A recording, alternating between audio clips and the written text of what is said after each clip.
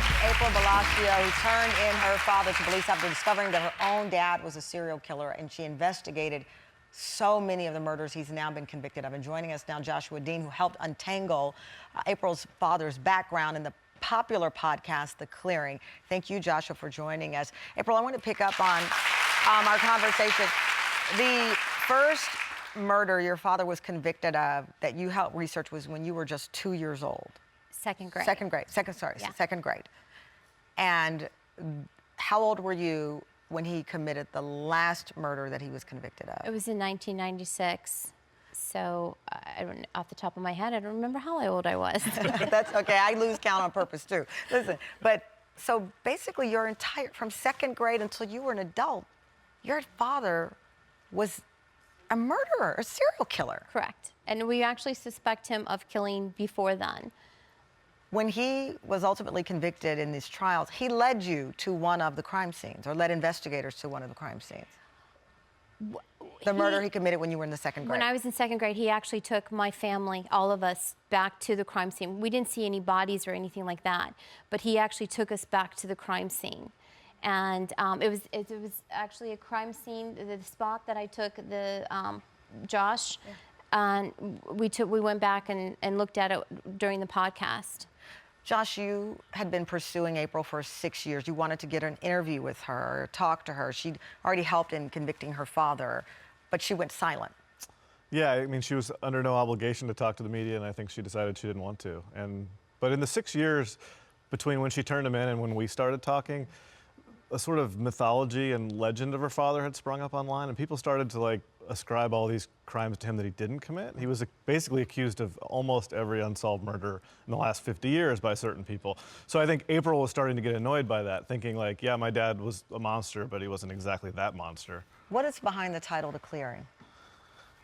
I'll take that, I guess. It has two meanings. I mean, on the one hand, it was to set the record straight, the true story of Ed Edwards, not the mythology. Also, April wanting to know the truth of her father and her childhood, like what's true and what's not. We were sort of clearing out the cobwebs of her memory and trying to figure out what he did do. You regret turning him in at all?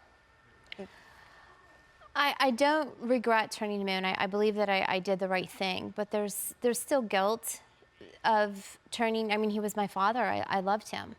And so there's a little bit of guilt with that, but there's also guilt of not turning him in sooner. I suspected for years what kind of person he was, and I didn't do anything about it. And I realized that if I would have, that maybe Danny Boy would still be alive. That was the murder in 1996? 96, yeah. But I think anyone reasonable mind would say it's one thing to suspect something, or you are his child. You're not a trained investigator. This was so brave of you to do what you did. I mean,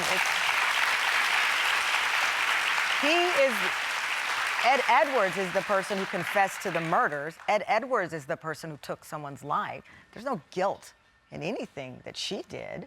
No, it's one thing I've said to her so many times. I wish she didn't bear that burden.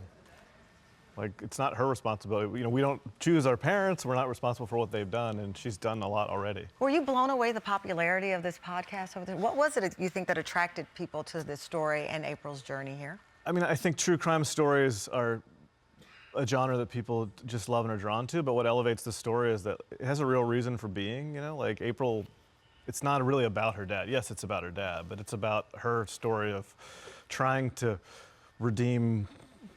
bring some good from something really terrible, right? Like, she turned him in, and that was one step in the right direction. It was something beyond what most people would have done, but she feels compelled to try and do more. If there are more murders to solve, she wants to solve them. And I think people really related to that, resonated. Which is, I mean, when you think about it, how do you relate to something like that? I think at its core, they're relating to her courage, and that her vulnerability and the willingness to put others ahead of herself. Right. And yeah, I think people want to root for her. I mean, I think the people really are pulling for her and hoping that it's the thing they would have done, but I'm not sure. Would we all have done it? I don't know.